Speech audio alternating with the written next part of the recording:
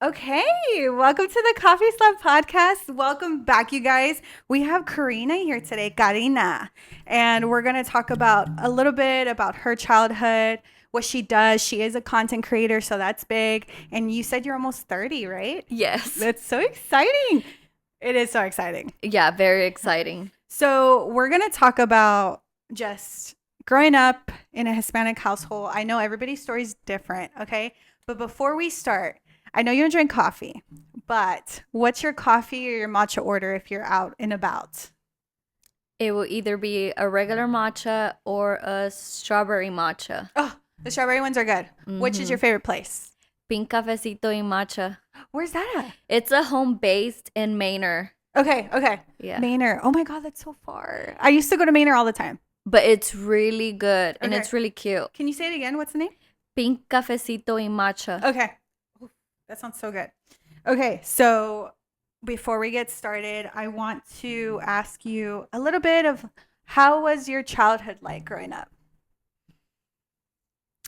My childhood was, I want to say it was great. I enjoyed my childhood, but I also went through a few like things with like my mom, because I mean I grew up with my mom being a single mother, part of it, not completely my whole childhood, and I don't really know like the real story or how it went down, but my mom got married very young age, like she was like maybe like 14. Okay. Like it was common back then to get married super young. Yeah, very common. And like they were together. They had me, my siblings, and then I don't know what was the really situation between them. My dad loved her. My mom loved him. But I guess the steps, the route where my dad was going, he was like he was a great dad. Yeah. He loved me very much. He was a great person. Like he'll give to people a lot and be there for people. That's what they told me. Mm-hmm. And then after that, like my mom was like single. I spent my childhood mostly with my grandparents. Part of it will be like on my dad's side and then my mom's side. And then it got to a point where I don't know how you can say it in English, but ¿Cómo lo dices? How do you say in Spanish? Yo tenía mamites. Okay. So I was really attached to my mom. So when I was like growing up, I was very like, I don't want to say troublemaker, but I will make like a big show like with like my dad's parents. When I used to live with them, I would literally cry and run around the backyard screaming, wanting my mom. Yeah. And by then, like my dad was also living there with me and my grandparents. But then there was a point where my dad had to like go away to I want to say prison. That's where he was. And then after that, I not recently I had talked to my grandpa.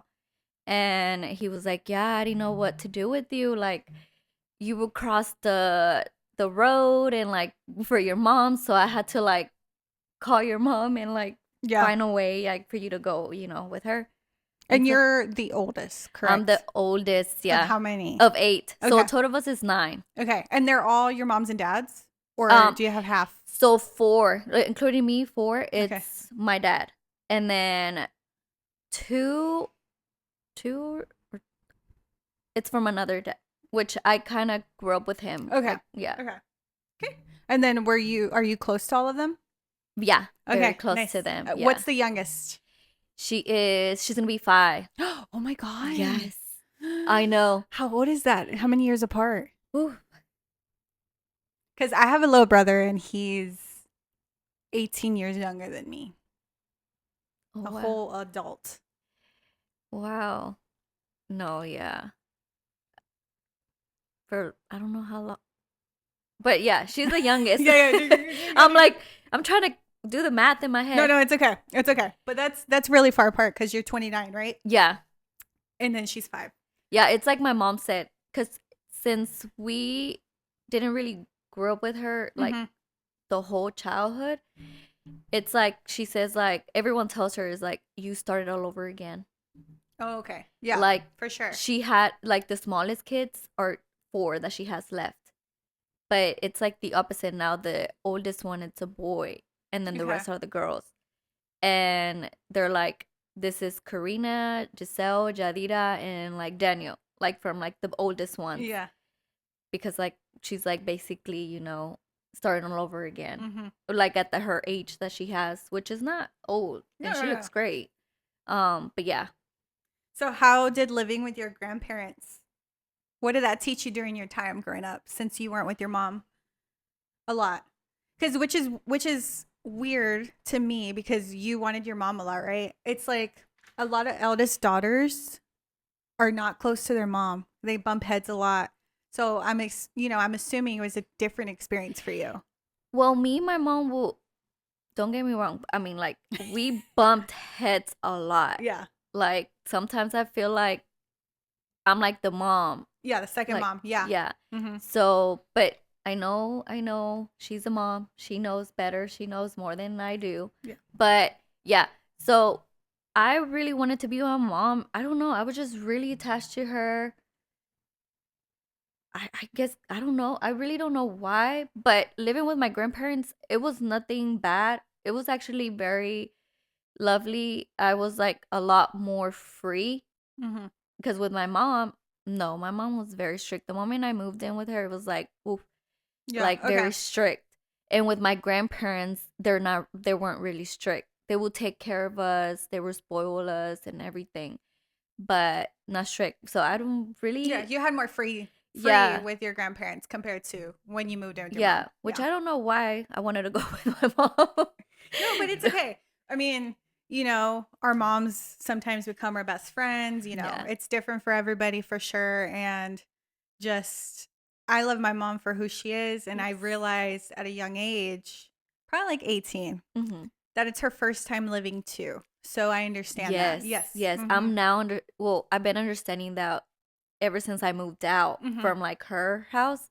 I was like, oh my God, mom, you're right. Like, I just Yeah. see everything, like Yeah. on her side, and I'm like, damn, mom. And then with your dad, you said that he went to prison. Yes. How old were you?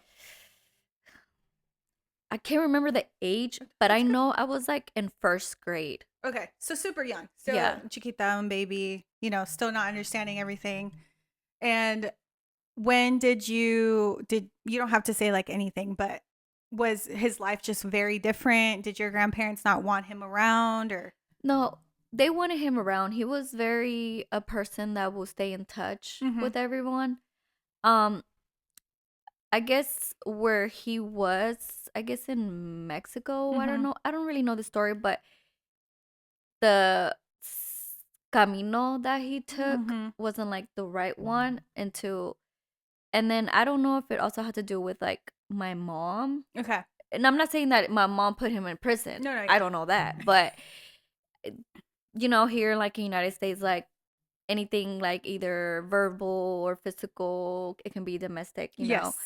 And which I'm very sure that didn't happen, but here in the United States it's like, Yeah, it's very different. Yeah. yeah. So I don't know if that had to do something with it. Like, to be honest, I'm not sure. But what was the question again? No, you're good. You're good. Your relationship with your father, like how did it impact you? Because I know he wasn't around, like he was here and there, like you're mentioning. Did it impact your life in a way, like growing up, relationship, like anything like that? Because he wasn't there as often. So It did impact because I needed a dad. yeah, I needed him, and when I needed him, he couldn't be there. So I will get mad at him. And I did see him. I don't know if I should say this, but part of it, me growing up and seeing that made me not do it as an adult. As like, let's just say drugs.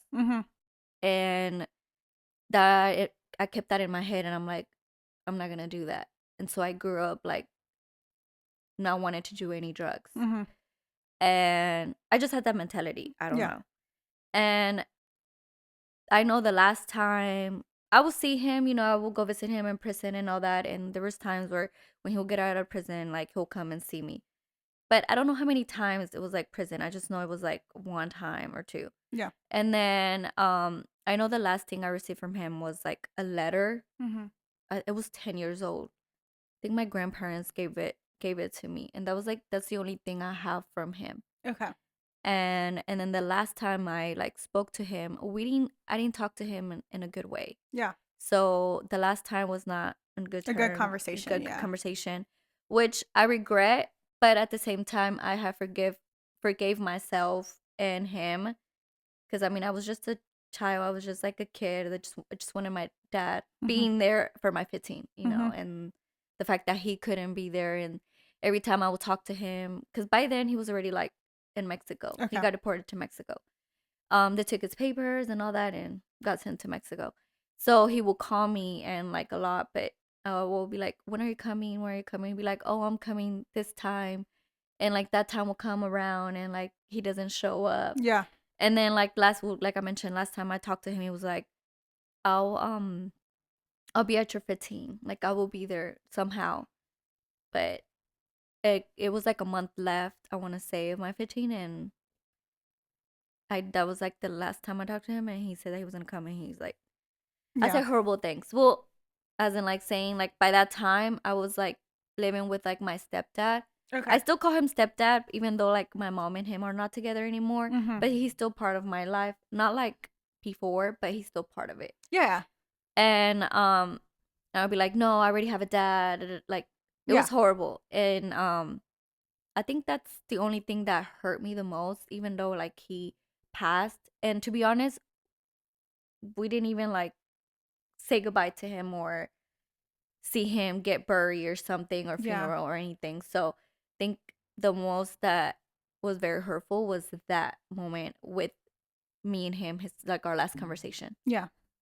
And it's hard because I have a stepdad too. So it's like, I think it's very different when it's like we really want the relationship with our father and them to show up and then continually disappointing us. And it's like, well, I don't want that. And, we can say things because it's in the heat of the moment. But, how could you have known? You were young, you just wanted him there. You have your stepdad, which is really nice that you still talk to him even though Yes. they're not together anymore. When your stepdad passed, did you talk to your mom about it? Did you connect a lot with your family about it? Like why, do things happen like this? Because I know at a young age, it's really, really hard. Whatever you want to share. You don't have to share everything. My family was very supportive. They knew exactly how I felt, Mm-hmm. and they knew that I needed like a dad, Mm-hmm. and that everything that happened with my like real dad, my dad, um, that it was like hurting me in a way. So my mom was very like she she always would give me the mom and love and dad love. Mm-hmm. Um, She like basically did both roles growing up. Yeah. yeah. So I guess I Yeah. just little by little, and I guess I learned because I did mature in a very like young age. Yeah. So I was like, Especially being the oldest. yeah. Mm-hmm. So I guess I just understood everything. Yeah. Which is crazy because we grew up so fast, especially being the oldest. And you're the oldest of 8, which is insane. I'm only Very. the oldest of 4. And I'm just like, that's enough. And I'm good. My grandma had 16. Oh my I God. think 17, but I think one passed away. But Oh my 16, God. yeah. And they all have kids, I'm assuming. Most of them at least, But right? my mom has the most. You're like, is your mom the oldest? No, I think she's the middle. She's the middle child out of all of Yeah. them? Yeah, the Okay. middle. Wow. That's crazy. I know. So with your mom being resilient, independent, and, generational patterns, what's the biggest thing you've learned from your mom growing up? Being independent and not giving up no matter how hard things can be. She always says there's always a solution and you're not alone. Yeah. Like, even though you don't see it there, but God finds like the way Yeah. to like resolve whatever problem you have. Which is incredible because sometimes things can get really hard and you're just like, fuck. And Kinda, I've seen it with my mom, and I'm like, wow, like how can you do it? And then like now that I'm like living my life, an adult, and then I've gone through, a lot of not like hard things, but a lot of things that I'm like, mom, how do you do it? yeah. And then like also I've been where I start from zero multiple times, not just once, multiple times, and I'm Yeah. like, mom, it's again, how do you do it? Mm-hmm. And just seeing her not giving up, even though if she feels like crap or like whatever you want to say, No, yeah. um, she's still up and ready to go, To and go, yeah. trying to find like a way to Yeah. either I pay or mean, something or whatever. Latinos are so hardworking. Are you They Mexican? are. Well, yes, my parents are. Yeah. Both of my parents. So I think Mexicans, I love because I'm Mexican. I think they're the most hardworking, but especially Latinos, right? And it's like, I'm like, fuck, my mom had me at 17. And I can't even imagine having a kid that age. And like, how old am I? I'm 26. I think my mom had my brother and then my sister around this age. And I'm just like, 3 kids by 26, 27. I'm just like, I can't even imagine. So, your mom having you at 15, did that influence you the way you viewed having kids or like your relationship, anything like that? Because having a kid at 15 is a lot. Like, because, in Mexican culture, it's 15, you become a woman, so Yeah. early on. And I'm just like, you're still a child. At least that's something I don't agree with. Yeah. But anything you've learned from her, like about having kids, relationship that you did want or didn't want to bring on in your life, whatever you want to share. First, I know that I wanted to break a chain. Mm-hmm. So nothing's wrong having a kid at a young Yeah. age. My siblings had kids at a young age. But I guess the way my mom was very strict to me, like I didn't have that in my thought. You've seen her having kids, working, and realizing, well, damn, like in my life, I probably don't want to have kids that young, or I don't want to bring this into a relationship that I have in the future. Like you said, breaking chains and breaking generational things. Okay. So I do see myself having kids, Mm-hmm. but I also I wanted to find the person. Yeah. To be able to have kids. I'm not saying having multiple baby daddies is wrong. My mom, No, yeah. she has a couple. But I was like, no, I need to find someone. Like, I just learned from that. And also, I didn't want to be a young mom. Yeah. That's one thing, too. I do not want to be a young mom because, first of all, I already like mature young. Yeah. And the fact that I'm also like helping out my mom to take care of my siblings or help her out, it's like, do I really want to have a child? Yeah. And do that? Like for me, my siblings were like my child. Like my child was like, Yeah. those are my babies. I'm gonna take care of them. So I did say, you know what? At this age, I'm gonna have a kid. But did that happen? No, I'm already past that age. Yeah. But yeah, I guess. Yeah, you were just like, no, I'm not gonna have kids Yeah. until I find my person. Yeah, I was like, no, I'm not gonna have my kids. I think I'm gonna enjoy and try to work hard as my mom and just learn from her. Hold off. Do you still take care of your like little siblings? Yeah. Yeah. Randomly. Not as much as I used to before, but yeah. That's nice. It's so fun seeing my little siblings, and I'm just like, wow, They they're growing love up so fast. Yeah, they love being with you. And I think I was telling my mom this. The youngest, he's 8, and I'm 26. And I'm just like, we just have this bond, which is insane because I don't see him as often. Like the other 2 siblings that I had, I always saw them. I grew up with them, and I was just like always with them. But the bond with the youngest is very different, and it's very sweet, bittersweet, because you're like, oh shoot, like you're still a baby. Yeah. I love having them. They always want to come to my house and I bring them. I'm like the strict Tia and the strict sister. Okay. Even though I'm strict, they still want to be with me. Yeah. Well, yeah, because you probably have fun with them, and you're like, we can do this, we can do that. Also the attention. Oh, okay. The attention. I think they just like that I give them the attention. Oh, that's so sweet. So let's kind of pivot to like what you do. I know you went to college, correct? Mm-hmm. And then you did, let's start there. You went to college and then take me through what you've been through and what you've done so far career wise. Well, college, I didn't finish. I only went for like first semester. And then after that, I decided to go through a different route. Okay. I did go back like maybe a couple years ago, like on 2021. I went back to finish what I wanted to do. But then that's when I started like a new job and schedule was horrible. But anyways, so I went to college, ACC for like business. I only did first semester and didn't complete it. That was like right after high school. Okay. And What then year did you graduate high school? 2014. Okay. But I didn't graduate with my class. Okay. So I'm very horrible at tests. Oh, me too, girl. Like I hate testing. I'm good and I'm smart, like in class and everything. But when it comes to a test or a quiz, Girl, I don't know why I'm I the always same. fail. I'm the same. Like my husband, he was so good at test taking, but he hated doing all the homework and the assignments and shit. I was the other way around. I was like, give me all the homework. Give me all the assignments. Yeah. I got it. But when it came to the test, I was like, oh, holy fucking shit. I can't do this. Like, it's just, I can't be stationary Yeah. for so long.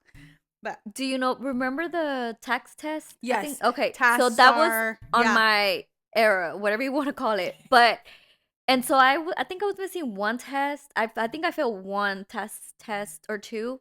And so they're like, and I went to this Del Valle High School Okay. and they had like senior project. You went to Del Valley? Yeah, I don't like that school. Well, not even. I love my friends that I made there. I went to Del Valley. But I only went sophomore year through senior year. Okay, no, because I went into. So you were there when I was there. Because Really? I was a freshman in 2013 to 2014. So the year you graduated, I was there. Oh, okay. That's so crazy. Freshman year, I was in Austin High. Okay. Love yeah. that school. Well, because you said you're almost 30. So 4 years, you're a whole high school older than me. So that's crazy. When I was there, you were there. Okay. Yes. Continue. Where was I? With school and the test. And Oh, everything. yeah. So we had to do the senior project, right? And so literally, I want to say a month before the senior project that was due. Mm-hmm. Mind you, I honestly didn't have anything ready. Okay. But they're like, hey, like you fail this test, like you like if you fail, like you can take it here, but if you fail, you won't be able to graduate and you will Would you have to take it in summer? Like, yes. Take it. Okay. But if I would have taken it at that moment, like during like school, before graduating, and if I fail, I was not gonna be able to graduate, and then I Okay. will have to repeat the year. Oh shoot. Okay. That was like the first option. The second option was like for me to go to, I think it's Del Valle Opportunity Center. Yeah. The OC. yes, OC. OC. Okay. Mhm. And so like you can go there, and then finish. Graduate there. Yeah, graduate. A And lot of people did that. actually, I loved it. Oh really? I loved it. Okay. They actually do. Well, when I was there, they will help me. Individually? Yeah. Because there's less kids. Yeah. And Yeah. then like just the ceremony itself was also beautiful, small Oh. and tiny. Okay. More sentimental. Yeah. Less people. Yeah. That's crazy. That's crazy. I went to a graduation recently because my sister-in-law graduated. You know, there was the most kids I've ever seen that graduated. And they said that was the biggest class they've had No in way. I think all the years. I think it was 800 students or 900. Like 903 or something. I said, Oh because they my kept God. coming out, and I was like, why is there so many kids? Because I only graduated, I think, with 400 or 500, and it went through fast. Yeah, I don't know how much was like how many were in 2014. Probably a lot. I remember that class because I was so scared. I was like, oh God, these are the seniors are here. Okay. So you did school, went to college, you only did a semester, and then what did you do after that? So, like I mentioned, I grew up looking up to my mom. Yeah. So she's been doing cosmetology for so long. Okay, So I was nice. like, you know what? Let me do what Does she still do it? She still does. Okay. Yeah. I was like, you know what? Let me do what she's doing. Okay. I just wanted to be her. Mm-hmm. And so I went to cosmetology. This was 2015, I want to say. Okay. Because I think I left 2016. I think I was done with cosmetology. And I went to Aveda school. Okay. Can you explain what that is? As what I heard, it's a little bit more different. It's a little bit more pricey. Okay. And like school-wise. What is it? Tuition? Tuition, yes. Yeah. So is it just like a beauty school? It's a beauty school. With everything? Yeah. Okay. And they have like for the hair, like cosmetology and esthetician. No, esthetician? Esthetician. Yeah. And then hair, which is like, Yeah, and I did stylist. I did the cosmetology. It was great. I'm more like of hands-on. Okay, yeah. Instead of like I'm not really like a visual well, are you a visual learner? Like where you see something and you're like, okay, that's how you do it. No, I need to do it yourself. Okay, hands-on. Okay. Yeah, hands-on. A little bit of visual, but more of hands-on. Okay. It was great, and I want to say I didn't slack off. I was like into it, but part of it I did kind of slack off because of friends that I made. Yeah, no, but not really. I don't know. I just wanted to do it, and then I finished doing cosmetology, and then like I started working with my mom. Like we actually got a salon. Oh, okay. Yeah, and it was like cute. in Rumbert. Where's that at? Lamar in Rumbert. Oh, Lombard. Okay, Lombard. Okay. And she's like, "Oh, let's get a salon under your name," and I was like, "Okay, I guess." And because I was just trying to help her out, and so we got a salon, and you know how they say like when you first start or whatever, it's not easy. No, yeah, it's not. No, any business, and then back then, TikTok wasn't a thing. Yeah. Instagram still look funky, like. And also because like where we were located, we were like in a street, so you couldn't really see it. We'll have to have like a sign. Like, okay. Outside. Yeah. Okay. But it looked like a house, like literally like a okay. house. And we weren't as busy. I did have me myself because of Instagram and also their high school friends. They will, be my clients. Which the moment I started doing hair and the moment I stopped doing hair, they were my clients. They supported me. Okay, cool. But I wouldn't really do. I had my things like I didn't like doing highlights. I love doing balayage. Okay. Yeah, because some people are known for certain things, like you specialize in this and I specialize in that, or yeah. So I understand. And then like getting to like work with people. Don't get me wrong, I'm very patient and everything. But when it comes to hair, you got to be very... Oh, it takes a long time. Yeah. Very. And then there's a lot of people that are very picky. Yeah. Oh, very picky. And I'm like, okay, I want to see you great. I want to see you beautiful, just like I do too. But you know what? Let me just do it on myself. Yeah. Like, let me not do it on other people. Well, I mean, like... How can I say this? Like, you can say it in Spanish también. Like they're so picky. Like I just didn't want to deal with that. Yeah. Because it's like me myself looking at it, I'm like, oh my god, it looks great. But then again, the client needs to be they need to be satisfied, happy. Yeah. And of course, and I want that. But then I'm like, no, let me just like I just rather just do the hair, the nails, everything on myself. Yeah. I'll send you to someone else that can do, great, for sure. But that's how I knew that was in my passion. Yeah.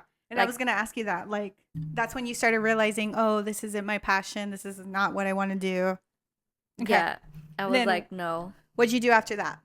So then after that, I did makeup. Okay. So I still was working with my mom, but we will go to events like quinceañeras, like bodas and all that stuff. So I will maquillar. Yeah. And she will peinar.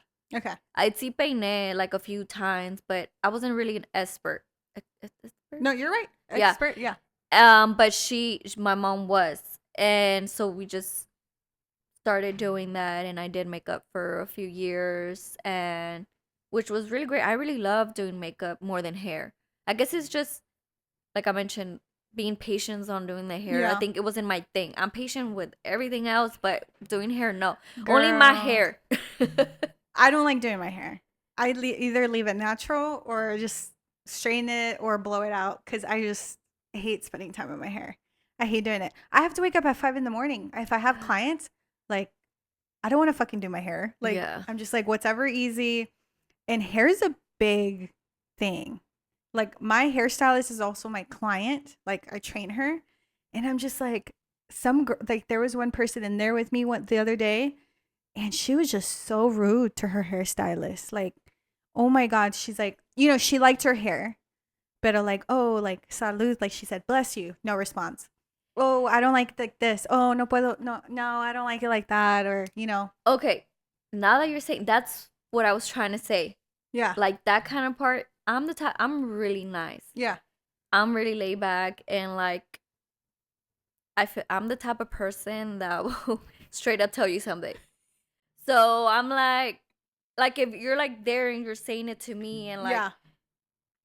it's trying right now. I'm actually good at keeping my mouth shut now, but it's hard still. Sometimes I would just like say it out of nowhere, like, no, your hair looks fine. Yeah. And it's crazy because it goes back to customer service. It's like, I understand where the client has to be right or the customer or whatever. But it's like, if they're being rude and you guys have already built that relationship, especially if it's a consistent, it's like, Yeah. hey, like, Come on. Like, that's not who you are. Like, why are you being extra today? Like, what's going on? But trust and believe. Okay. So what do you do now? So right now I do content. Okay. Um, What's your like niche and specialties, or what? Do you work with everybody? no, I think I work only for myself, and I just recently started working for a brand, like Okay. a beauty brand. Okay. It's a small business, Latina owned. Matter of fact, I know her from high school. Yeah. And it's Gray/House Okay. Beauty. And I started doing content, like working for their page, and just creating content for them, and then obviously creating content for me. And what kind of content do you do? I do a little bit of everything, but Okay. mostly I love skincare. Okay. So I do a lot of skincare, OTDs, lifestyle, a little bit of blogs, a lot with my little nephew because I do take care of him. Okay. And fitness. Okay. Fitness Cool. for sure. Yeah. And then when did you start? I started in 2020 in COVID, but by then it wasn't like full content. It was more like trends that were going on, that like little dances. dancing Yeah. and all that. I remember like the first video was like, it was like a big trend. I guess that's when TikTok blew up with the big head. Oh, yes. Yes. Yes. I remember I that. still have that video, but that's where I started. And also, I was just at home. We were at home. We weren't able to go anywhere. So I was like, what am I going to do? So I started doing that. And then I started posting like more. I was getting a little bit of a PR packages. Nice. Okay. Who was your first PR, if you want to say? I forgot her name. I don't think she does it anymore, but she will sell earrings, like aretes, cadenas, like accessories. And she will send me some of that. Okay, nice. And then I want to say Sangre Sagrado. Okay. I think I probably pronounced it wrong, but that was also one of my first PR packages. And yeah, it was those two by then. Yeah. Nice. What made you like want to start taking content seriously? It started in 2024. Okay. Yeah, it started. Well, I was consistent since 2020. I was not really consistent. Like You're just posting for. Yeah, I would post, and then I would stop posting, and then I'll post again. I'll probably post for a week, and then I'll stop again. Yeah. And then it will take me a while. And then in 2024, I want to say close towards the end, I started like posting a little bit more, and then and then once 2025 started, I was being more consistent. Mm-hmm. And then I did get like a little break where I wasn't posting much, but I am posting more than the You other were before. years. Yeah. Yeah. And then whenever you were doing it, when you started and like starting to be consistent, did you have another job? Yes. Okay. Okay. So from doing cosmetology, did makeup, and then from that, I started working for the Seton Hospital, Okay. but it was like a hospitality. Okay. I Yeah. think that's how you. Like hospitality, hospitality. Yeah, like it was like a hotel. Oh, okay. I think that's. It's like yeah, it was like it wasn't like a hotel for like me. I can go and like stay Yeah. or you. It was like people with like heart Oh, okay, okay. Okay. heart and then any appointments that people that live far out, Yeah. and so they We will needed to stay yeah somewhere. Yeah. and also we'll have outpatients that will stay in the room for a few Yeah. days. So I worked there, and then I worked two jobs at the same time. So I worked there for a few years, and then after maybe 2 years I was still working there until they shut down. So I only worked there Okay. for like three, almost four, I want to say 3 years. Okay. And then meanwhile that I got like a part-time working at a Brazilian place, which is Okay. closed. But it was great. It was just like all three girls, and I was just the front desk. Also doing makeup on the side. And so I was doing that for a while, and then I was like, okay, I need like sitting clothes. So I'm like, I need another job. Mm-hmm.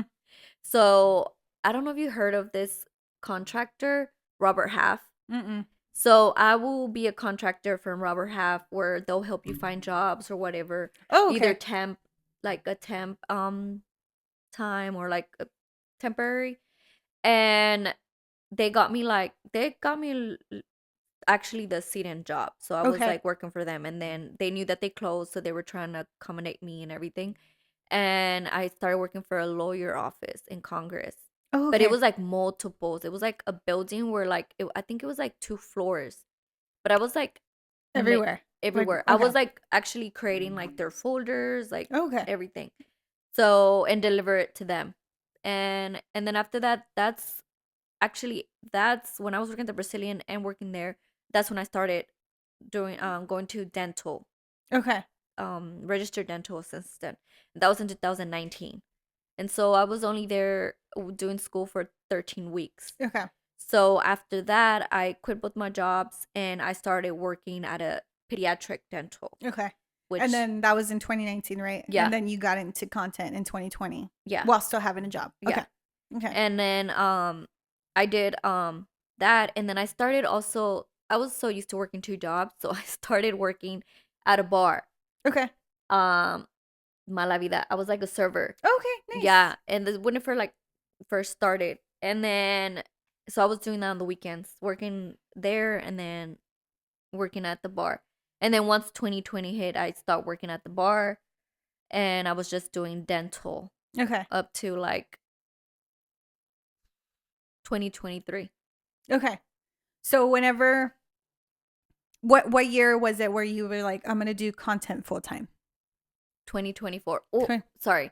So I stopped completely doing dental 2024. Okay. I say 2023 because that was the last full-time job. Okay. So after, let's say, April, month of April, of 2023, I took 2 months off Okay. because my last job was like very horrible, Draining. draining, Girl, and I've had one mind of you, those. I don't take anything personal in a job. I'm very good. I'm multitasking and everything. Yeah, there's drama in every office or whatever, but nothing That's true. that I would Yep. take personal. But that job, everyone was great. The doctor was great. Don't get me wrong, he was great. But it's just the way he would talk to his employees. Okay. He was a great listener. There was a part where he helped me a lot, and he was great. But to me, it was like already like too much. Like Yeah. I want to say he overstepped. Okay. How did he overstep? Like talking to you in a certain way? Like in a loud tone. And I'm like, first of all, I don't even have my dad for him to be talking to me like that. Yeah. You know? I don't know. I just felt, I don't want to say that was the reason, but I was just feeling every time I would go home, I would complain to my husband. And that's Mm-hmm. very rare. And my husband was like, well, then Yeah. leave, you know? And like, I didn't, and okay, actually, I do know the main reason. The main reason I left was because I did not want to hate my job that I Yeah. do. Because I love doing dental. Like, it's actually like very like nice. Like, Yeah. I actually enjoy it. And Especially so, like pediatrics. So you'd be with kids, right? Mm-hmm. I was like, no, I'm not, I don't want to hate it. Like, I don't want to hate it. I don't want to do it full time, but I don't want to hate it either. Yeah. And so I Well, just left. I relate to that because I was at an office job and I was there for like a year and like 3 or 6 months, something like that. I was so mentally drained. I would come home complaining to my husband, not wanting to do shit. I don't want to like talk to anybody else. Like I just would like sit down and watch TV because I was so mentally drained that I was so unhappy. Like that Mm-hmm. was the most unhappiest job I've ever had. And I was like, nobody should be that way. Nobody should talk to me this way. None of my coworkers should be like having drama with me for no unnecessary reasons. I understand if you're in an office, people go through shit. I get it. Yeah. But I think when you go to work, obviously you're just there to do a job. I know a lot of people don't want to have friends, but you're with these people all the time. You should at least be good with them and like have fun. Yes. There's going to be stressful days, but at the end of the day, it's like a fucking job. Yeah. That's it. Yeah. So yeah, that was hard. So what's been like the biggest thing you've learned so far doing content full time? Especially like for a brand that's like, starting up, a startup. I guess time, Okay. how to manage time and Mm-hmm. how to be able to do your content and then do their content Mm-hmm. and just also like, I don't know, brainstorming for Yeah. them. Ideas and stuff like that. Yeah. Yeah. So not, I mean, I'm really like, ¿cómo se dice? I have so many ideas. Yeah. My head is like full of ideas. My husband be like, damn, how you come up with all the ideas? Is that gonna happen? Oh, it will happen. But it's like coming up with a plan and like Plan, how we're yeah. going to do it. It takes a lot for sure. Like people don't fuck around when they say like a lot goes into creating content. Yeah, and then also like making time for your personal life, your Mm-hmm. family. And I think that's one thing I'm like, I want to say I'm good at it because I've seen a lot of influencers and I look up a lot. I look up into a lot of influencers, but I do see that it drains them a lot, a few. And then they get to a point where they're like their mental health is not good and everything. And so I'm trying to learn from that Mm-hmm. where, mind you, I whatever I'm doing, I block it from my personal life. Mm-hmm. And so I'm trying to manage time for that and manage time to my personal life. So yes, I record, but when I'm with like a loved one or everything, I don't really Yeah. record. Because you're trying to be in the moment. I'm trying to Yeah. be in the moment. So I'm really trying to put that also being part of doing full-time content because I don't want it to be like just me doing content and like not really me having a life. Yeah. If Yeah. that makes any No, sense. no, that makes sense. Separating what you post Yes. and like not your family. Because a lot of people don't like to be on camera. Well, I mean, I do post my family and all that. But I try not to record a lot. Mm-hmm. Well, it's just not intentionally. Yeah. Sometimes I just Do it. don't Yeah. record or Yeah. I'll do it. I just don't think about it because I'm just like enjoying the moment with them. Yeah. I'm like, oh shoot. It's crazy because I met a lot of influencers and people who do it like all the time. And going back to like the mental health stuff, it's really hard.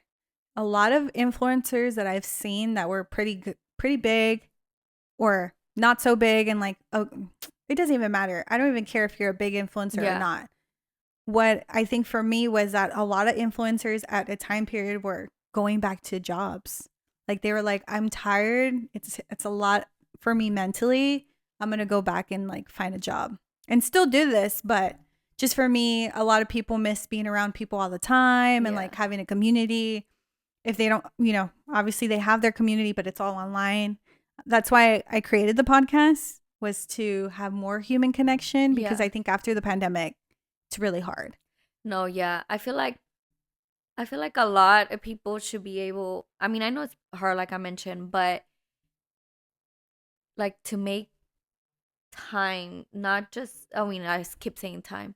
Um to be able to be with your loved ones off Mm-hmm. camera, to Yeah. us, like to be able to how can I say this?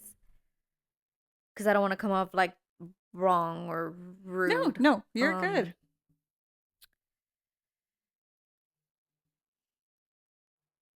I feel like to help you mentally to be able to put down your phone Yeah. for a moment and just live the moment. Mm-hmm. Because I feel like if a lot of people do that, I feel like everything else will go smoothly, Yeah.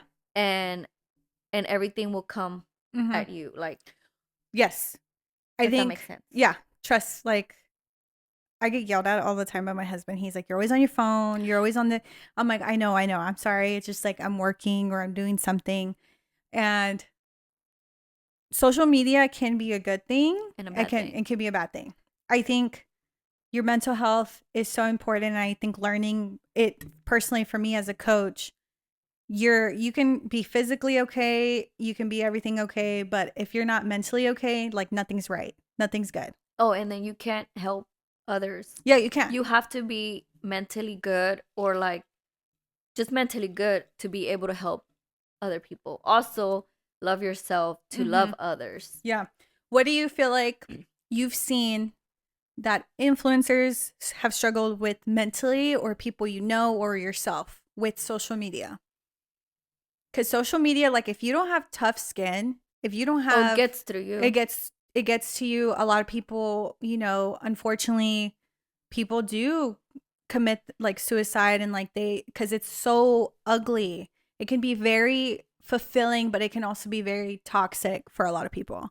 Well, also because also they look at other people. Yeah, comparison is I feel thief like of joy for sure.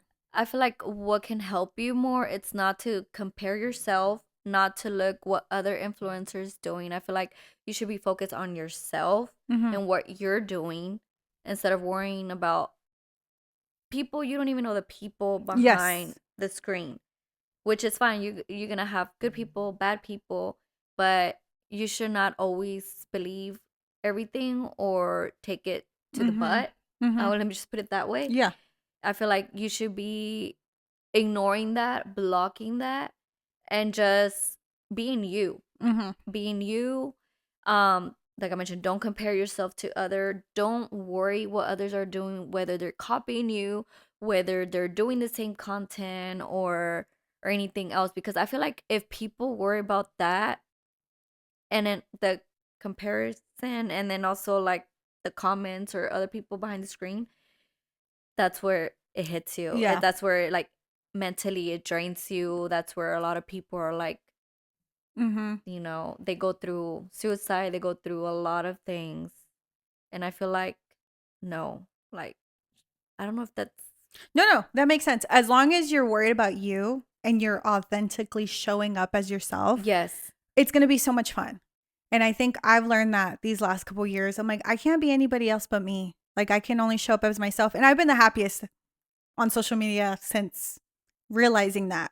And I think a lot of people need to stop comparing themselves, Yes. and then just like getting inspiration from others. Okay, she did this. How can I make it my own way? How can I do it by myself? There you go. Yes. Like, Mhm. don't take it as like, oh, she copied me Mhm. or whatever. Like, I seen that a lot, Yeah. and I heard that a lot, and I'm like, if I feel like if you're gonna be an influencer, like, don't Yeah. like Everybody's don't on a go through different that journey. Yeah, everyone's in a different journey. Everyone is doing content Yeah. on their own way, and yeah, so It's crazy. It's a lot. There's a lot of influencers here in Austin too, which is crazy. Like small creators, big creators. And it's like everybody brings something to the table. there's enough room for everybody in Yes. social media space. There is, right? A lot of people love being smaller creators. They don't want the big attention. They want a smaller community. There's people who are massive and get overwhelmed and they're just like, I can't do this anymore. So it's like, take it at your own pace, take it at your own speed. And I think what I love about your content, because I was looking at it, I was being a stalker, how authentic you show up as yourself, your family. I've seen like your videos of you riding horses, caballos, and that brought me back to my childhood. I'm like, damn, I used to do that all the time. And I think when I saw you at the the Latina event we went to with Bev, and I'm actually gonna have Chelsea on the breathwork. Yeah. I'm gonna have Chelsea on. It's like there's enough room for everybody, especially like creators and whatever. If you want to be an influencer or creator, whatever, it just takes time, and that's where people tend to give up, right? It's like time. Oh shit! Well, I've already been doing it for 4 months. Why am I not? It takes a long time. Very long time. Very, because I'm still not even big. I'm still, trying my best. I don't really care for the followers. Like, oh, me neither. Don't get me wrong. Yes, followers are great and everything, and it's more like I just want to help, support, and be there if someone needs someone. Yep. And like, yeah, just basically that. Like, and just. No, you're good. You're good. You're good. And just have opportunity. I don't know if I mentioned, but I grew up loving modeling. Yeah. Okay. So I did model part of like my childhood when I was 15, and then part of like after high school. And so that's kind of leaning more towards that. And I feel like maybe content could help me a little bit on that part. Not like modeling, like walking in a runway, more like, let's say you have like a clothing brand or something. And you want to take pictures of me, go ahead, girl. Take a picture of me. Yeah, for sure. No, and I love that confidence, and I think it takes a lot for people to put themselves out there. It's like really hard. And I think also not everyone's meant to be a creator, and that's okay, right? Some people try it out, they're like, nah, it's not for me. Some people aren't even on social media. Some people, like, it amazes me when people are not on social media, and I'm like, oh shit. I'm like, how do you know what's going on? Or like, I don't. Like, I don't care. Yeah. No, my husband doesn't have any social media. He used to, but not anymore. Okay. My husband as well. He has social media, but he doesn't have TikTok. He doesn't have like, what's the other one? Facebook? He doesn't have Facebook. Like, he just has YouTube. The only thing my husband had was, well, he has YouTube. The only thing he had was like Facebook and TikTok. Okay. But he doesn't have neither of those anymore. He deleted them. Yeah. I did not tell him. You're like, I didn't say it. No, I did not. So I do want to go back a little bit with your dad, and like, I know you lost him, because I know grief is hard. Yes. Mentally as well, since we are on the topic of mental health. How did you deal with that mentally, as well as, I know you just recently lost your grandmother, correct? Okay. Yeah. Whatever you would like to share, how you've been handling grief mentally. So with my dad and grandma, they're a little different. With my dad, it did hit me, but it wasn't like my grandma's. Okay. With my dad, yes, there's days where I had breakdown and everything with my dad, but it wasn't like that mentally that I was not okay. No, I was okay mentally. Okay. It was just more like at that moment, the thought of like our last conversation, and then just not having him in my special moments. Yeah. It was more that, and also couldn't say bye or goodbye to him. At first I did not want to believe that he was gone, because like, where's the body? Like, where is he? Because we don't have a body, So as what I know, they did send like someone to look for him and everything, but we don't know. So, but yeah, so it wasn't as hard as my grandma. And with my grandma, she recently passed away July of 2024. And I feel like after that, that's when I started taking content a little serious, because I needed a distraction. So my mental health, I grew up very strong because of my mom.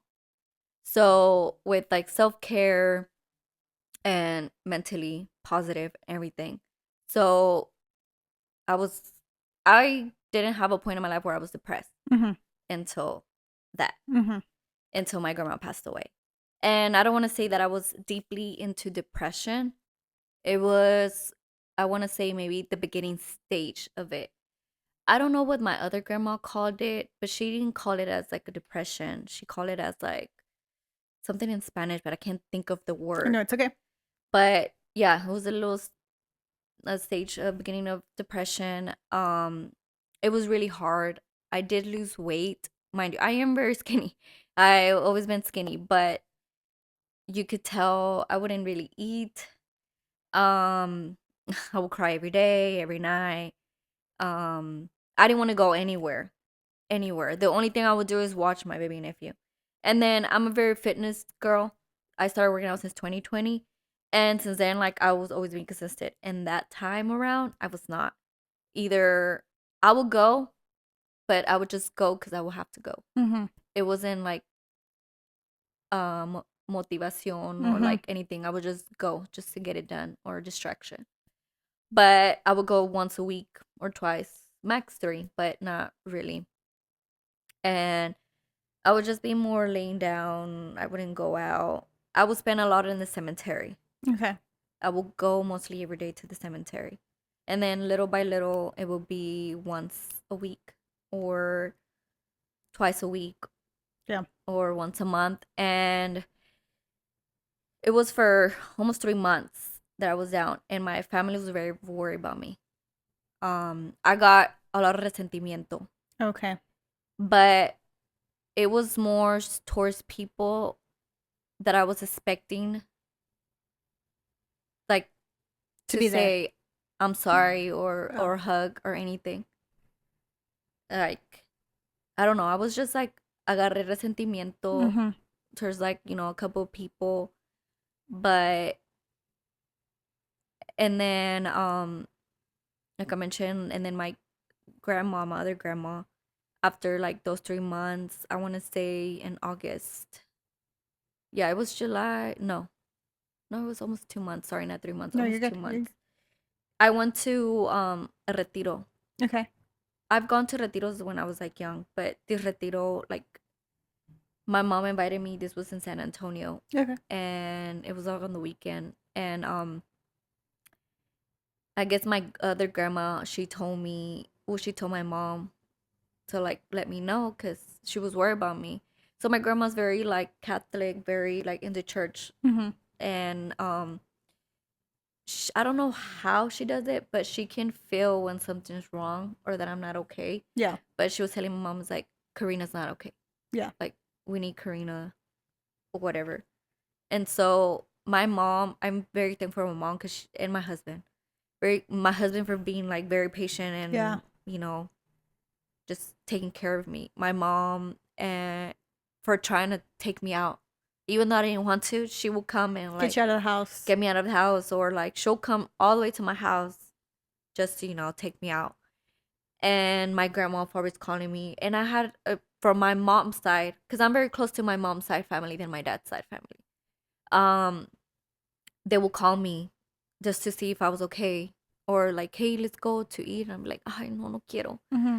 And then yeah, and I got to like a point where, like I mentioned, resentimiento, and where I just, well, I've never cared, but I was like, don't talk to me. Yeah. I will tell them straight up, like, do not tell me that everything's okay.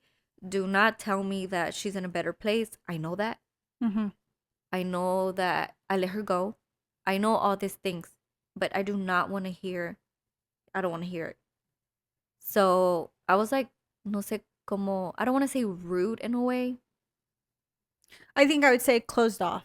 Yeah. Like you didn't want to hear anything or. Yeah, because I will be rude. I will come off Mm-hmm. not And nice.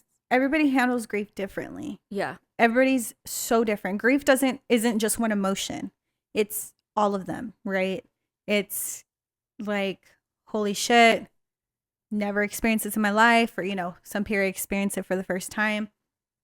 And like, give yourself grace because it was a hard time in your life.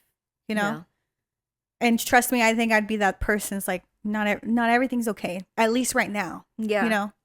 And whenever that happened, like, what were like your final moments? What was the last conversation you guys had, or anything that stuck with you around that time?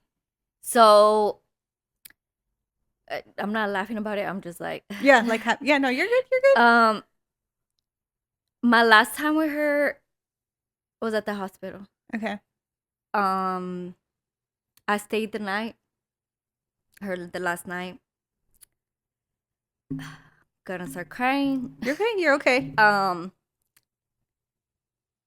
The last moment I had for her, it was just me and her. Yeah. My uncles, they had left because it was me. Well, my aunt, sorry. It was me, my aunt, and a few cousins that stayed over.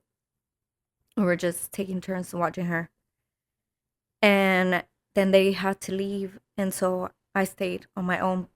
And while we waited for my other aunt. And by that time, she was already like in hospice. Okay. As I say. And my grandma, she was like that type of old person that didn't want to be in bed. Mm-hmm. Just like getting up or Yeah. in pain.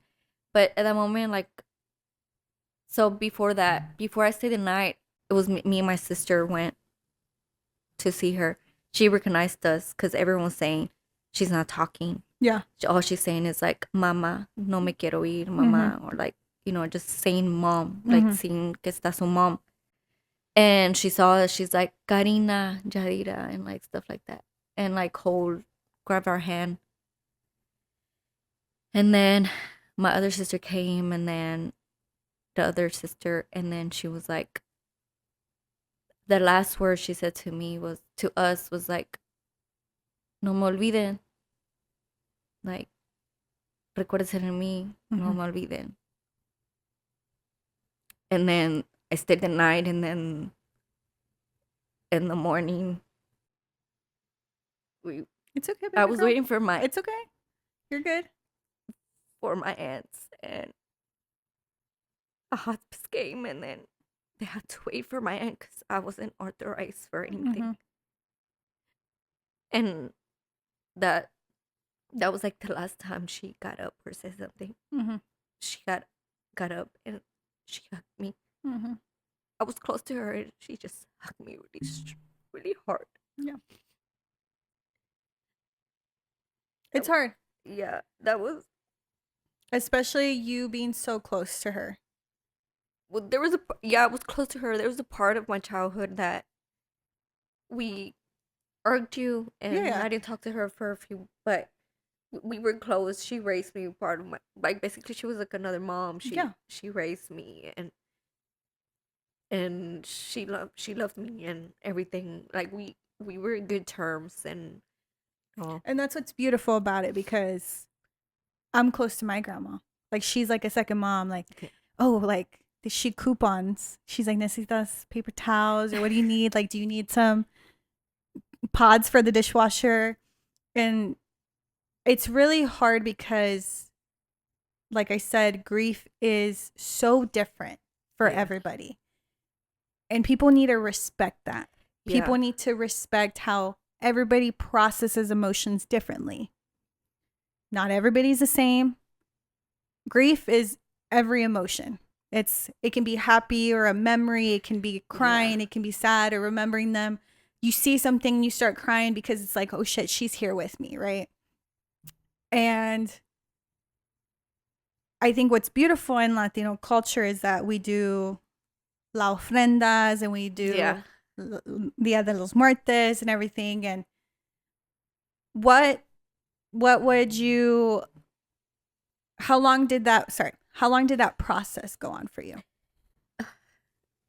A long time. Yeah. It took me a while.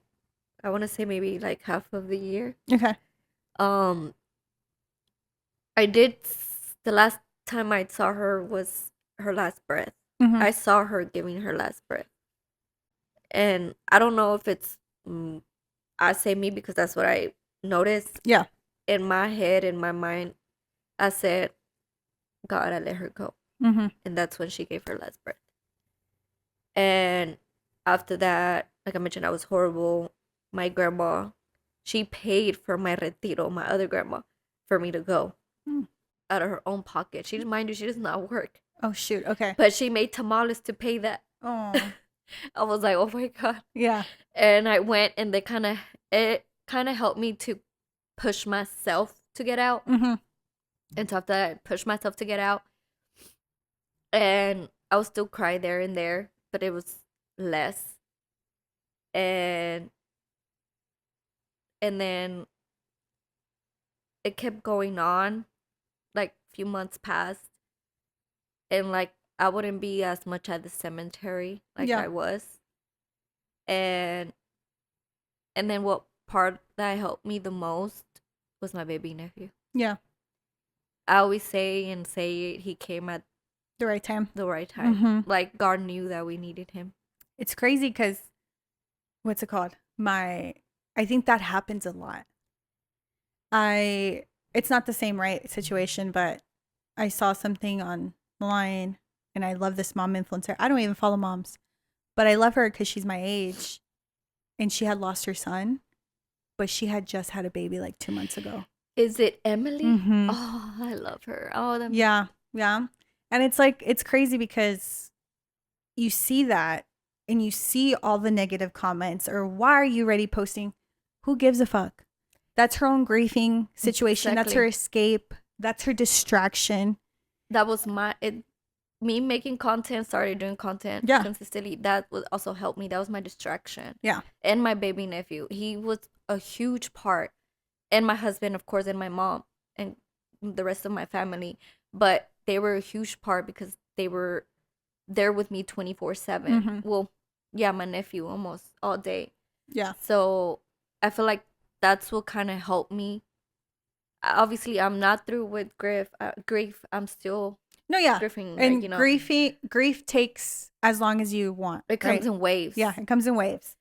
I do want to ask, like, how would you say to somebody who feels guilty for not being okay? So a lot of people who experience grief and experience loss, and they feel so guilty that they're not okay. Like, what would you tell them? That it will take time. Mm-hmm. Obviously, that guilt's still going to be there, but it will take time. My guilt that I had, the only guilt I had was with my dad, of course, like I mentioned last conversation, but it will take time. Like I mentioned, it will take time. And just,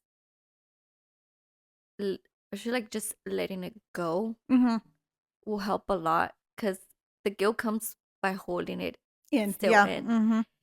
And I feel like just do what you love or what keeps you distracted. Oh my gosh. He's like trying to open the door. It's okay. and just, I don't know how people feel, but talk to God. Yeah. Even just here alone.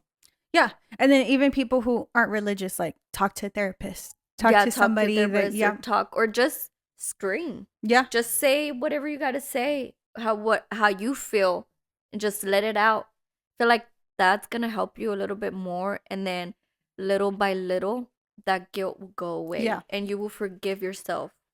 Yeah. Because you have to forgive yourself. For reflection and growth a little bit, it's kind of like a little rapid fire. I want you to try to answer this, whatever comes in your mind, like really fast. Who are you becoming in this season of life? As it, like the season that you're in right now, or the place that you are right now, in one word, like what do you feel like you're becoming? Like, for example, like the season in my life, especially like with the podcast, I'm becoming more open-minded, talking to everybody, no matter what background, what story you have. Becoming more open-minded is probably the season I'm in right now.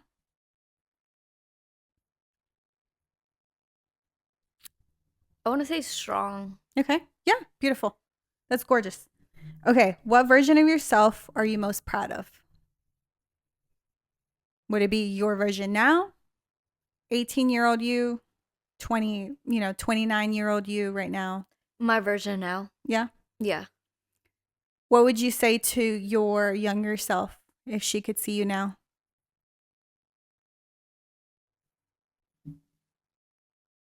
that everything's okay. Yeah. That everything, there's a solution for everything. Yeah. Everything works out. Yeah. Everything always works out. And I think that's beautiful. Anything else you want to say before we hop off? Yes. I want to say love yourself.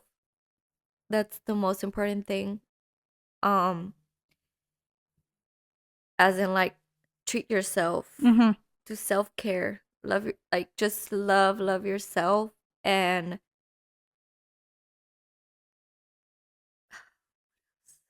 I had it in mind. No, you're good. No, that was beautiful. And grief comes in waves. Yes. You know, it doesn't get better, but you learn to live with it. Yeah. That's for sure.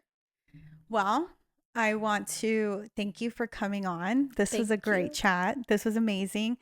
And I think Karina has shown, being the oldest, grief, and like going through stages of your life, especially when it gets hard, to keep showing up for yourself. Self-love is very important. Loving yourself before anything else is going to outshine, right? So if you enjoyed this, make sure to follow us on our podcast, obviously on YouTube, subscribe. That would help us a shit ton, as well as our socials. I'm going to leave Karina's TikTok down in the description so you can go follow her. And if you feel like your story should be heard, please go apply. And it's the link in our Instagram. It's in our link tree so we can hear your story too. And yeah, thank you so much. I hope you loved this episode, and I will see you in the next one. Coffee Sluts. Bye. How was that?